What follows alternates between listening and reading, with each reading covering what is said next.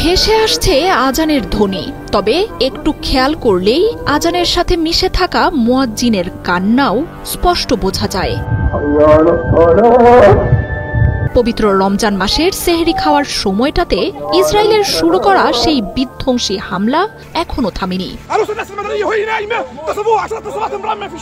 হাজারো মানুষের মৃত্যু হলেও নেতানিয়াহু বলছে গাজায় তাদের হামলার কেবল শুরু। নিহতদের বেশিরভাগই নারী ও শিশু। ফুলের মতো সুন্দর শিশুদের হত্যা করতে একবারও হাত কাঁপছে না ইসরায়েলের ঘাতকদের। নির্বিচার এমন হামলার ঘটনায় ক্লান্ত গাজাবাসী এখন স্তব্ধ। শুধু নিন্দা জানিয়ে দায় সেরে ফেলা বিশ্বকে নয়, তাদের সব অভিযোগ জমিয়ে রাখছেন হাসরের ময়দানের জন্য। ইসরায়েলের নেতানিয়াহুর নিষ্ঠুরতা সব কিছুকে হার মানিয়েছে।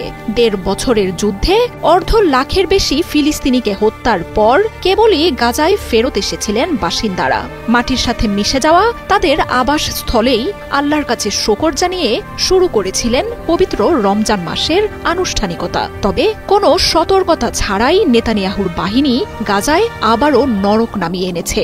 অব্যাহত বিমান হামলা থেকে রেহাই পাচ্ছে না গাজার কোনো অংশই।